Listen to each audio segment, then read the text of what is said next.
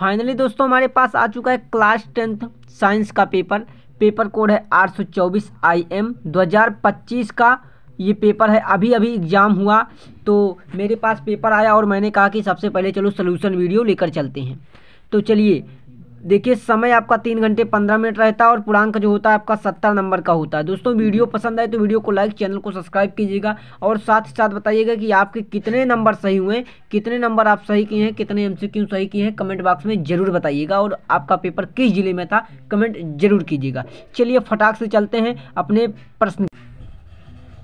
तो देखिए यहाँ से कुछ निर्देश होते हैं जो कि हम पढ़ लेते हैं, हमको पढ़ना होता है, उसके बाद हम सीधे पहुँचेंगे अपने प्रश्न पर। तो हमारा प्रश्न जो है देखिए, ये हमारा पहला प्रश्न, पहला खंड यहाँ से आता है। खंड ए बहुविकल्पीय प्रश्न का आता है, मल्टीपल चॉइस टाइप क्वेश्चन आता है। ठीक, तो देखिए पहला प्रश्न इसका क्या था कि किसी अवतल दर्पण पर आपतित प्रकाश किरण दर्पण से परावर्तन के उपरांत अपने ही मार्ग से वापस आ जाती है। यह किरण मुख्य अक्ष का प्रच्छेदन करती है। फोकस और ध्रुव के मध्य में, वक्रता केंद्र पर या फिर अनंत पर। तो दोस्तों इसका सही आंसर जो हो जाएगा सी ऑप्शन, वक्रता केंद्र पर। ठीक, अगला प्रश्न देखेंगे। अगला प्रश्न क्या है हमारा? अगला प्रश्न जो है वो है लेंस। एक लेंस वस्तु के स्थित विशेष के लिए आभासी, सीधा तथा आवर्धित प्रतिबिंब बनाता है। लेंस होगा अवतल लेंस होगा, उत्तल लेंस होगा, समतल अवतल होगा या इनमें से कोई नहीं होगा। तो इसका सही आंसर जो हो जाएगा वो हो जाएगा उत्तल। ठीक, बी ऑप्शन उत्तल। अगला प्रश्न हमारा तीसरा क्वेश्चन है। नेत्र लेंस की फोकस दूरी में परिवर्तन किया जाता है पुतली द्वारा, दृढ़ पटल द्वारा, परितारिका द्वारा या फिर पक्षमाभि मांसपेशियों द्वारा। तो इसका सही आंसर जो हो जाएगा पक्षमाभि मांसपेशियों द्वारा। किसके द्वारा? पक्षमाभि मांसपेशियों के द्वारा किया जाता है।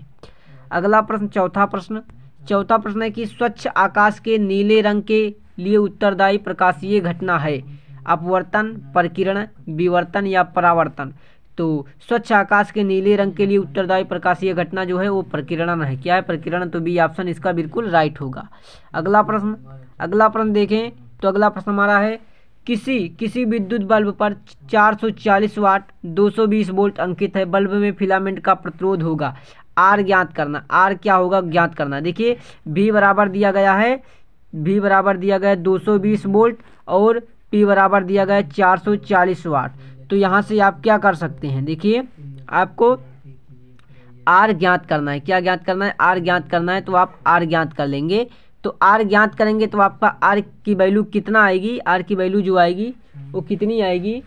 तो 110 ओम। डी ऑप्शन क्या हो जाएगा? 110 ओम आएगा। क्या आएगा? 110 ओम आएगा। ठीक, 110 ओम। इसका डी ऑप्शन बिल्कुल राइट होगा। अगला प्रश्न देखें तो अगला प्रश्न जो है छठा प्रश्न है विद्युत परिपथ में प्रयुक्त होने वाले कुछ अवयवों के संकेत चिन्ह ए स्तंभ बी स्तंभ में दिए गए सुमेल सही से विकल्प का चयन करना है।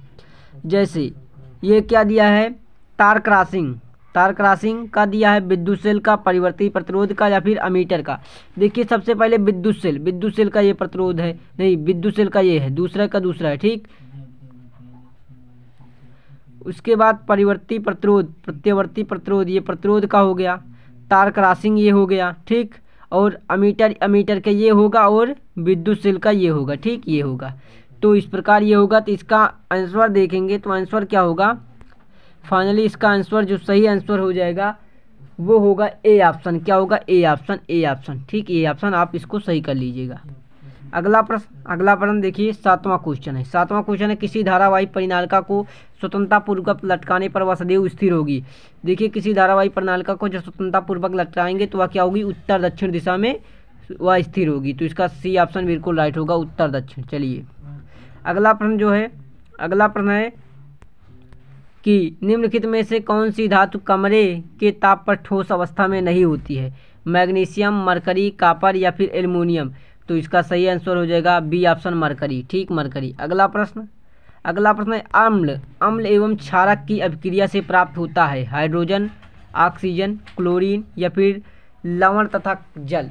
तो अम्ल एवं क्षारक अभिक्रिया से जो प्राप्त होता है लवण तथा जल की अभिक्रिया से प्राप्त होता है। ठीक, अगला प्रश्न अगला प्रश्न जो है आपका है निम्नलिखित अपक्रिया। निम्नलिखित अपक्रिया क्या है? CaCO3 उष्मा से होता है इसका, फिर COO इतना बनता है। उदाहरण है किस अपक्रिया का ये उदाहरण है? तो ये क्या है? ये जो इसका आंसर क्या है? ये अपक्रिया है विस्थापन अपक्रिया। विस्थापन अपक्रिया का उदाहरण है, तो ये ऑप्शन बिल्कुल ये राइट हो जाएगा। ठीक, राइट हो जाएगा। अगला प्रश्न है, अगला प्रश्न क्या है हमारा? कह रहा है श्रृंखलन का गुण किस परमाणु में पाया जाता है? श्रृंखलन का गुण जो पाया जाता है वो कार्बन में पाया जाता है। किस में पाया जाता है? कार्बन में। तो ए ऑप्शन बिल्कुल राइट होगा।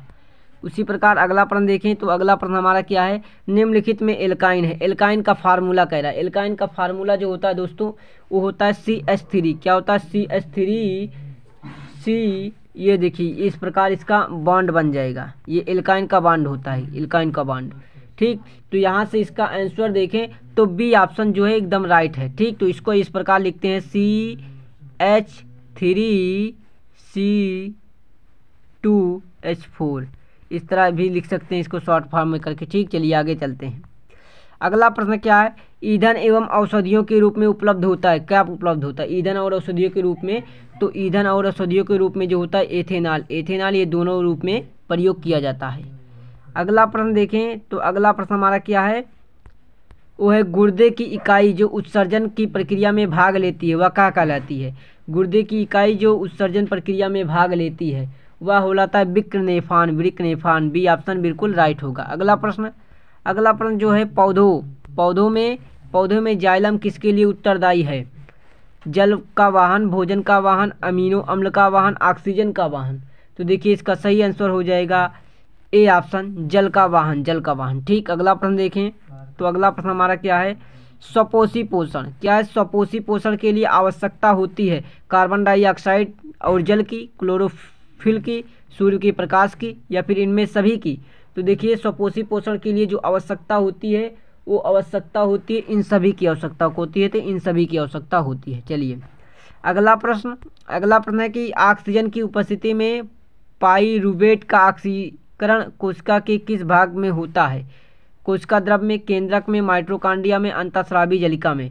तो देखिए ऑक्सीजन उपस्थिति में पाइरूवेट ऑक्सीकरण कोशिका में भाग होता है, ये माइटोकॉन्ड्रिया में होता है। कहाँ होता है? माइटोकॉन्ड्रिया में। सी ऑप्शन बिल्कुल राइट होगा। अगला प्रश्न देखें, अगला प्रश्न क्या है? अगला प्रश्न है मेंडल ने अपना प्रयोग किया था। किस पर किया था? वंशानुगत गुणों के अध्ययन के लिए, मटर के उत्पादन के लिए, चावल के उत्पादन के लिए, गेहूं के उत्पादन के लिए। तो इसका सही आंसर हो जाएगा कि मटर के उत्पादन के लिए किया था, मटर के उत्पादन के लिए किया था। ठीक, अगला प्रश्न देखें तो अगला प्रश्न है कि निम्नलिखित में से कौन सा ओजोन परत क्षरण के लिए जिम्मेदार मुख्य पदार्थ है? तो देखिए CFC क्लोरोफ्लोरोकार्बन जो होती है, CFC गैस जो होती है ओजोन परत के लिए सबसे ज़्यादा उत्तरदायी होती है। क्या? CFC गैस सबसे ज़्यादा उत्तरदायी होती है। अगला प्रश्न MCQ का लास्ट प्रश्न है, 20वां क्वेश्चन। निम्न में से कौन सा आहार श्रृंखला का निर्माण करते हैं? घास, गेहूं तथा आम, घास बकरी तथा मानव, बकरी गाय तथा हाथी, घास मछली तथा हाथी। तो इसका सही आंसर हो जाएगा आहार श्रृंखला का बी ऑप्शन, घास बकरी तथा मानव, घास बकरी तथा मानव। तो दोस्तों ये था 20 MCQ। तो इस 20 MCQ में आपके कितने प्रश्न सही हुए कमेंट बॉक्स में ज़रूर बताइएगा। और आगे के प्रश्न चलिए देख लेते हैं। तो खंड क्या होता है? खंड आपका यहाँ से खा शुरू होता है, खंड का शुरू होता है। खंड खा में प्रश्न दिए गए जैसे कि क्या है? प्रकाश का अपवर्तन घटना को समझाइए नेत्र दीर्घ दृष्टि से। ठीक है, और ये क्या है? 20 सेंटीमीटर फोकस दूरी उत्तल लेंस। तो इस प्रकार ये आपका प्रश्न आया हुआ है। तो सबसे ज़्यादा जरूरी रहता है 20 क्वेश्चन MCQ मिलान करने के लिए कि कितने कौन से सही किए गए हैं। तो आप सभी लोग कितने प्रश्न सही किए हैं कमेंट बॉक्स में ज़रूर बताइएगा। मिलते हैं नेक्स्ट वीडियो में, तब तक के लिए आप सभी को धन्यवाद।